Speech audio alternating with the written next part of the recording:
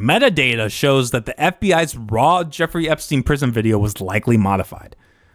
And I really hate the framing of this article. It really shows where the corporate press is on this. But the United States Department of Justice this week released nearly 11 hours of what is described as full raw surveillance footage from a camera position near Jeffrey Epstein's prison cell the night before he was found dead. The release was intended to address conspiracy theories about Epstein's apparent suicide in federal custody, but instead of putting those suspicions to rest, it may fuel them further.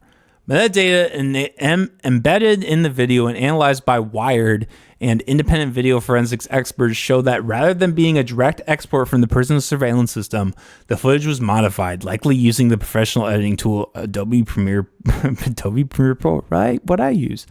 The file appears to have been assembled from at least 2 source clips, saved multiple times, exported, then uploaded to the DOJ's website, where it was presented as raw footage. Holy shit.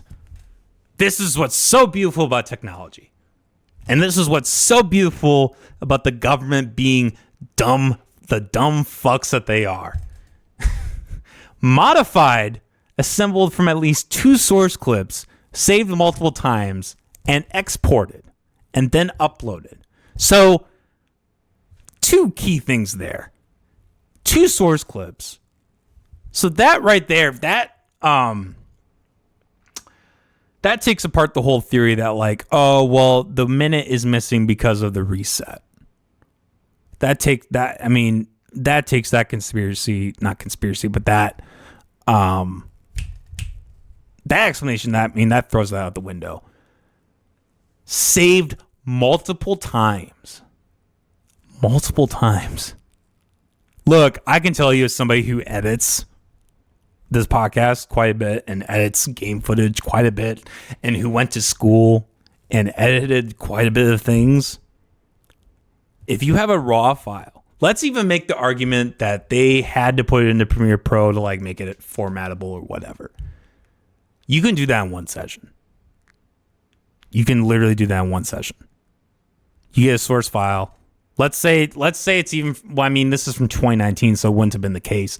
But let's even say it was like from a VCR and they had to pull it from the VCR, right? And then they had to put it into Premiere Pro and then upload it, like export and then upload it, right? You can do that all in one sitting. And if you have like a government computer that like is, I'm assuming, able to do this stuff, there's no reason you need to do that. So this is extremely suspicious. I mean, I don't think anybody bought it for a minute, but like when you look at like, oh, this is what the embedded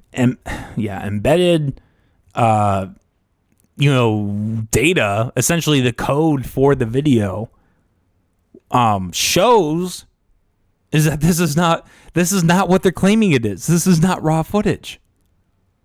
And, you know, even like if this was them, maybe give that explanation. Like, hey, we had to do this. Like the file format wasn't right, so we had to whatever, right? Even though you can do that you don't need to put that into Premiere Pro. Like if it was like not in the right setting, you just put that right into Media Encoder. Boom. You don't even need to open Premiere Pro. So this whole thing just stinks. This whole thing is fishy. Shocked that they're not doing the right thing.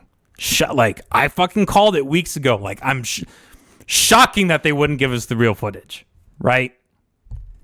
I really hope Dan Bongino and Kash Patel, as they step down, if they step down, I really hope that they give some kind of clarity to that. Maybe they can help their image, like bring their image back a little bit. You know, really say like, hey, we were correct, like, you know, colluded with, like we were threatened or whatever into this. Maybe they can really, you know, face the consequences of that and really show that, hey, like we really fucked up. Maybe they'll commit suicide. Who knows?